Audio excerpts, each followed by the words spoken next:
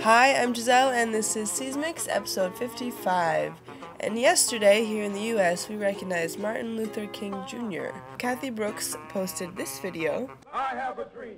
My 4 little children will one day live in a nation where they will not be judged by the color of their skin, but by the content of their character. And in honor of the national holiday, here are a few responses to that video. I can see an Afro-American speaking, not a woman.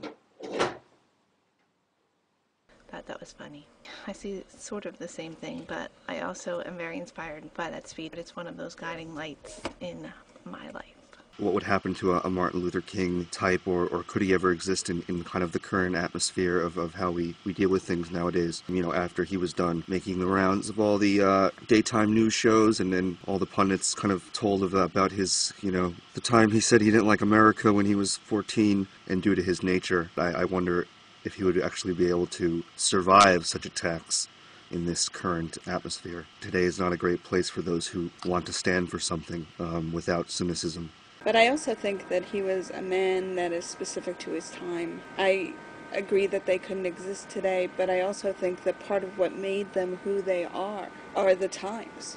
I think that we no longer have iconic figures in terms of history. We make television people and Hollywood icons, but we don't make icons of things that mean things to us or might mean things to us later in history. These were people who stood for things that had never had a voice, and maybe we have too many voices now. Who are your heroes? Who are the iconic figures of today who represent for you, either on a global scale or regionally, for your country or your continent? Who represents the voices who are providing a clear view of today and a voice to look to tomorrow? Now that I'm older, I'm not too sure there are any one person that you could fall for, again, 100% like that. So who are my heroes? My heroes are fleeting. I have many heroes, but it wouldn't be 100% of any one person, I don't think, anymore.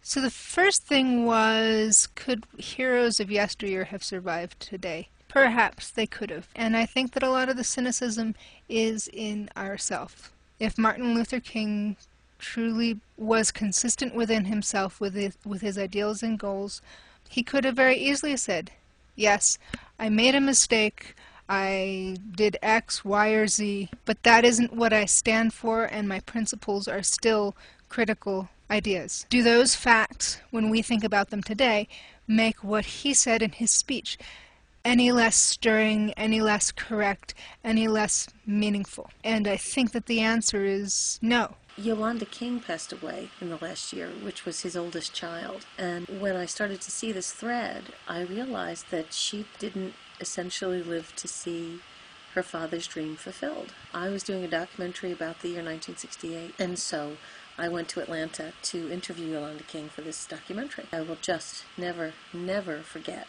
the emotional reaction I had that day, because when we get to the King Center, we set up our cameras, we're waiting for Miss King to arrive. All of a sudden, the door to the conference room opens, and the door opens, and there she is. And I almost fell apart, because of all of the children, I thought she most resembled him. And we sit down for the next half of an hour, and she tells me her recollections of the day he died, and I'm looking at his face. It's just sad to see her go. I believe that the world is controlled a lot by individuals, and what we do ourselves is just as important as what someone like Martin Luther King might do in front of a world stage.